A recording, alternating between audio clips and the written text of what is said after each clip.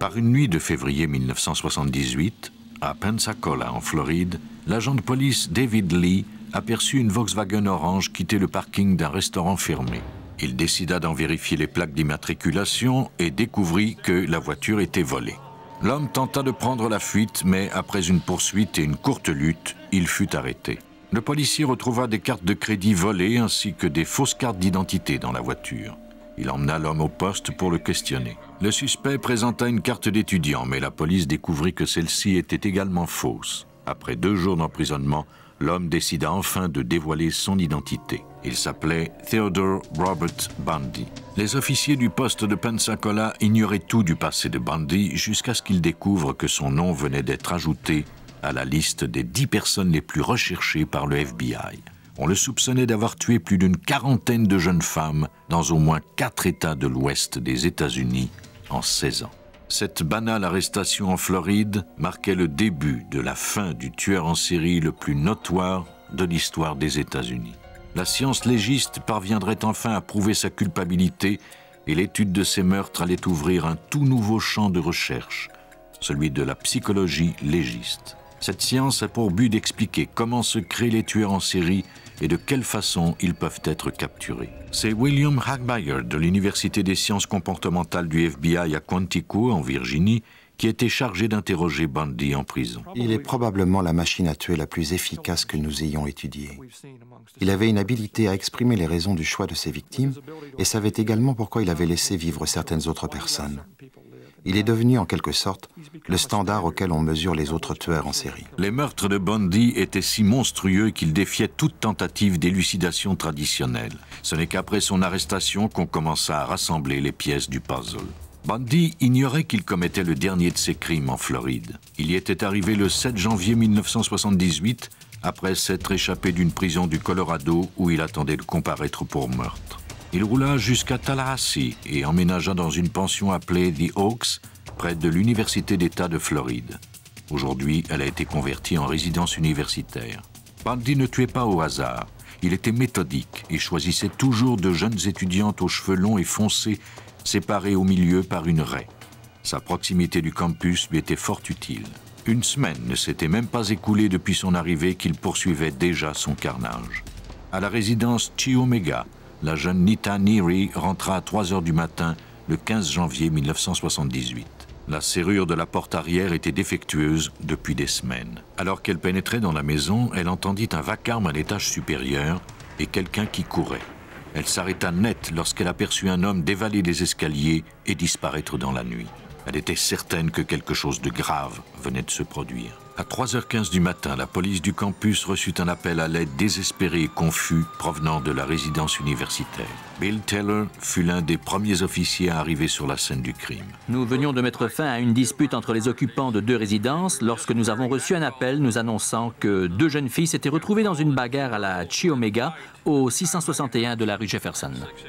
La police du campus crut qu'il s'agissait d'un autre simple appel de routine. Mais rien ne les préparait à ce qu'ils allaient découvrir. La directrice déclara aux officiers que 2 jeunes femmes avaient été attaquées. Après avoir avisé les ambulanciers, les officiers fouillèrent la maison. Un des hommes découvrit le corps de Margaret Bowman dans son lit. Elle avait été assommée puis étranglée avec un bas nylon. Dans la chambre au bout du couloir se trouvait une autre jeune femme. Tout comme Margaret Bowman, Lisa Levy avait été agressée sexuellement puis battue. Dans sa fureur, le tueur l'avait mordue si violemment qu'il avait laissé des marques de dents dans sa chair. Elle mourut en route vers l'hôpital. Pendant que les ambulanciers s'occupaient de la victime, les policiers essayaient de comprendre l'événement. L'officier de police Taylor n'avait jamais rien vu d'aussi brutal. On pense à toutes sortes de choses quand on est là. Comment quelqu'un peut-il commettre de tels actes à des victimes pendant leur sommeil? Les 2 jeunes femmes n'avaient même pas vu leur assaillant. Quant à Nita Neary, elle avait échappé à la mort de près. Elle fit la description du meurtrier. Il était de taille moyenne, portait une veste bleu marin et un bonnet de laine, et tenait une matraque. La description était sommaire et ne fut pas d'un grand secours. Le tueur n'avait laissé aucun indice derrière lui, pas même une empreinte digitale. À l'Université d'État de la Floride, presque tous les hommes devinrent des suspects. Les jeunes femmes vivaient dans la terreur. Nous savions que nous cherchions un homme blanc qui mesurait 1,70 m à 1,80 m. Nous savions qu'il portait une veste de couleur foncée et une casquette bleu marine. Nous surveillons quiconque marchait dans la rue. Est-ce que cela correspondait? Où pouvait-il être maintenant? Était-il en train de s'attaquer à quelqu'un d'autre? Grâce à la fameuse liste des 10 personnes les plus recherchées par le FBI, le passé rattrapait enfin Bundy. La police de Floride était persuadée qu'il était l'auteur des meurtres de la résidence Chi Omega, mais elle devait en faire la preuve. Le seul indice découvert à la Chi Omega était la marque de dents sur le corps de Lisa Levy. Les enquêteurs espéraient qu'elle serait suffisante pour prouver son crime. L'analyse de cette morsure fut confiée à l'odontologiste Richard Souviron. Lorsque Bundy a été arrêté, la marque de dents n'était pas une priorité. Mais cela a changé lorsque les détectives n'ont pu trouver mieux, comme du sang, des empreintes digitales, des cheveux ou des fibres. Ils ont donc décidé d'exploiter cette voie. C'était la première fois que la Cour de Floride se faisait présenter un élément de preuve de cette nature. Les enquêteurs n'avaient tout simplement pas d'autre alternative. Heureusement, la morsure avait laissé une marque très nette. Souviron remarqua que les dents du tueur étaient particulières. Elles étaient crochues et ébréchées à plusieurs endroits et placées d'une façon inhabituelle. Il devait prendre l'empreinte des dents de Bundy pour les comparer, mais avant, il lui faudrait obtenir un mandat, avec pour seul argument la ressemblance des dents de Bundy à celles du tueur. Une photo de Bundy qui mettait ses dents en évidence suffit à convaincre un juge de signer le dit mandat. Souviron pouvait donc procéder à l'empreinte des dents de Bundy. À partir de ces empreintes, il fit un moulage. La particularité des dents de Bundy était maintenant évidente. Sa dentition était unique. Je n'ai jamais vu des dents comme ça, et je crois que personne d'autre que lui n'a de telles dents. Celles du bas, surtout, étaient caractérisées par des marques d'usure peu communes, en plus d'être placées bizarrement, et les dents du haut étaient ébréchées. À l'aide de superposition d'acétate de la morsure sur le corps de Lisa Levy, Souviron put affirmer avec certitude que seules les dents de Ted Bundy avaient pu laisser ces marques sur son corps. Sur la base de cette preuve, le grand jury de Floride inculpa Bundy le 27 juillet 1978 des 2 meurtres de la Chi Omega. Son inculpation fut annoncée à la télévision. Theodore Robert Bundy, you are charged, indictment, 2 counts burglary in the 2 counts murder in the first degree, 3 counts attempted murder in the first degree. My chance to talk to the press. Contrary to section 78204 Florida statute. I'll plead not guilty right now. And your grand jury... Bundy voulait toujours être maître de la situation et aimait attirer l'attention. Il transforma son procès en cirque médiatique. Agissant comme son propre avocat, Bundy proclamait son innocence avec conviction. Il fut toutefois inculpé pour les meurtres de la Chi Omega et celui de la jeune Kimberly Leach.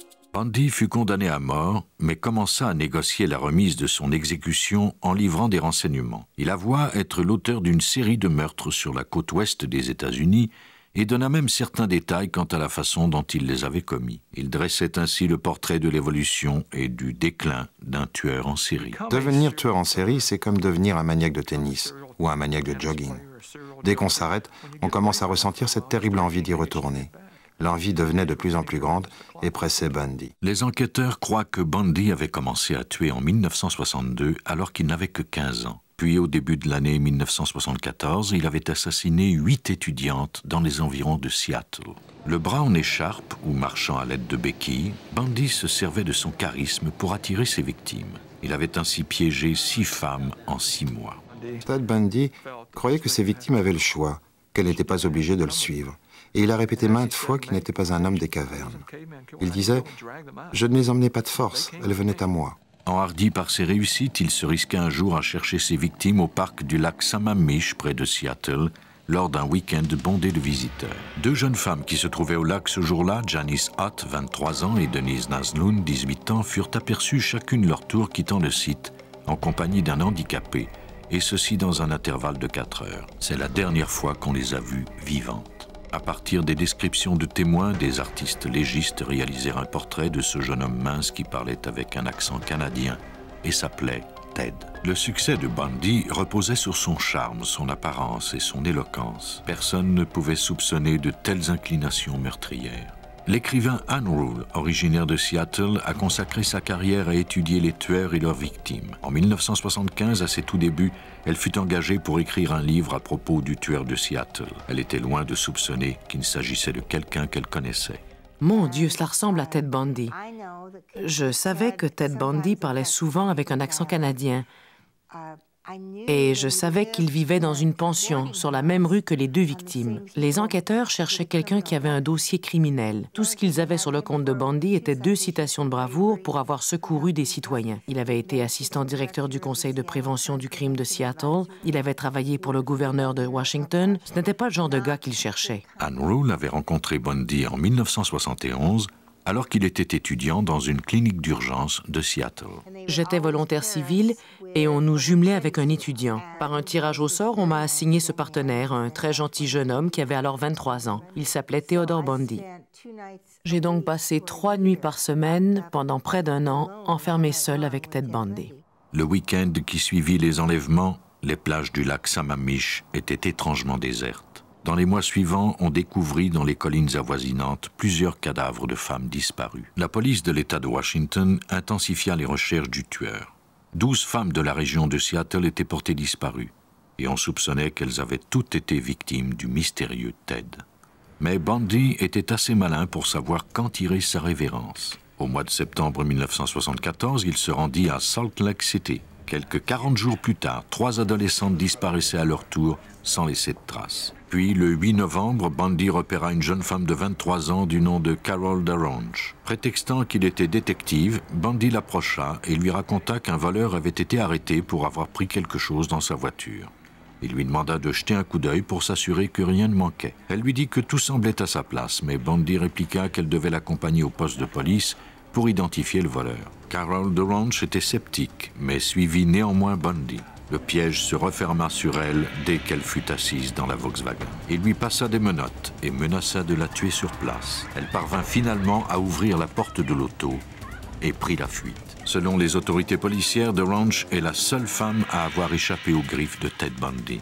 Cela ne sembla pas déranger le cours des activités de Bundy, qui continua à s'attaquer à d'autres jeunes femmes par la suite et à les tuer. Il fut finalement arrêté au Utah à cause d'une infraction au code de la route. Carol DaRonch le reconnut lors d'une séance d'identification. Il fut accusé d'enlèvement et envoyé en prison pour 15 ans. Il fut ensuite extradé au Colorado, où il fut accusé du meurtre d'une jeune femme suite à la découverte de cheveux dans sa voiture. Là, il réussit à s'échapper par un trou au plafond de sa cellule. Il s'en allait tuer à nouveau. 8 jours avant les meurtres de la Chi-Omega, Ted Bundy fuyait le Colorado et se dirigeait vers la Floride. Un ami lui avait prêté de l'argent pour vivre. Il avait été incarcéré pendant plus d'1 an et sa compulsion n'avait fait qu'augmenter. Ce besoin de tuer était devenu si important à cause de son incarcération qu'il fantasmait et ne pensait qu'à ça. Quand il est sorti, il n'avait plus aucun contrôle. Bundy prenait des risques et commettait des erreurs. Il n'utilisait plus le stratagème de l'aimable étranger. À la résidence Chi-Omega, il attaqua avec violence et rage et laissa derrière lui l'indice qui allait mener à son arrestation. Bill Hagmaier croit que la témérité grandissante de Bundy était inévitable. Avec le temps, les tueurs en série deviennent plus audacieux et finissent tous par perdre le contrôle. La plupart des tueurs en série auxquels j'ai eu affaire, leurs crimes ont commencé par accident. Au début, c'est une agression imprévue, mais après un certain temps, ils deviennent des prédateurs. L'emprisonnement de Bundy permit une analyse des tueurs en série. Hagmaier se mit au travail pour tenter de comprendre l'origine des compulsions meurtrières de ces monstres. En participant à l'interrogatoire d'autres tueurs en série, Bundy aida les chercheurs à trouver un dénominateur commun. La réponse n'est malheureusement pas facile. Les tueurs en série sont uniques comme chacun de nous, tant par leur passé que leur comportement. Les tueurs en série proviennent d'environnements différents. D'après moi, il n'y a pas de constante dans leur développement. À l'analyse de l'histoire de Ted Bundy, on serait surpris de constater qu'il est devenu un tueur parce qu'il n'était pas différent des autres. Il n'a pas évolué différemment des autres enfants autour de lui. L'auteur Ann Rule croit que les tueurs de la trempe de Bundy ont cela dans leur gène. Je crois que pour créer un tueur en série ou n'importe lequel sociopathe sadique, cela nécessite une prédisposition génétique à la violence, comme certaines personnes peuvent jouer du violon ou d'autres danser la claquette. Ces personnes ont une tendance à la violence. Nous ne le saurons jamais si l'enfant naît dans un environnement d'amour et de sécurité. Mais s'il y a ce terrible synchronisme entre la prédisposition génétique et un environnement abusif, le terreau sera parfait pour la croissance d'une telle personne. Vers le début de la vingtaine, Bundy avait découvert qu'il était un enfant illégitime. Il aspirait à une vie plus luxueuse que celle que son père lui offrait et voulait s'impliquer dans la politique régionale. Mais ce qui déclencha probablement sa rage fut le rejet d'une étudiante de la haute société. Moins d'1 an plus tard, il commençait sa tuerie. Toutes ses victimes ressemblaient à celles qui l'avaient rejeté. L'agent Hagmaier passa beaucoup de temps avec Bundy et ce dernier alla même jusqu'à l'appeler son ami. Il lui racontait son expérience de tueur. Bundy me disait, quand on est seul avec une victime qui est pleine de vie, vibrante, et qu'elle plaide pour sa vie, on devient un dieu. On a pouvoir de vie ou de mort. Et quand on les tue, on entend le dernier son qu'elles émettent et on peut en quelque sorte goûter le dernier souffle de cette personne. Il ajoutait, il y a un incroyable sentiment de puissance et c'est ce qui nous nourrit après un certain temps. It was like coming out of some kind of horrible trance or dream. I can only liken it to after, I don't want to over-dramatize it, but to have been possessed by something so awful and so alien, and then the next morning wake up from it, remember what happened and realize that basically, in the eyes of the law, certainly in the eyes of God, you're responsible. Bundy fut accusé du meurtre de 3 femmes et confessa en avoir tué au moins une 30aine d'autres. La police ne saura jamais s'il s'agissait de vantardises ou si c'était la vérité. Il reçut sa punition finale le 24 janvier 1989 en Floride, exécuté par électrocution.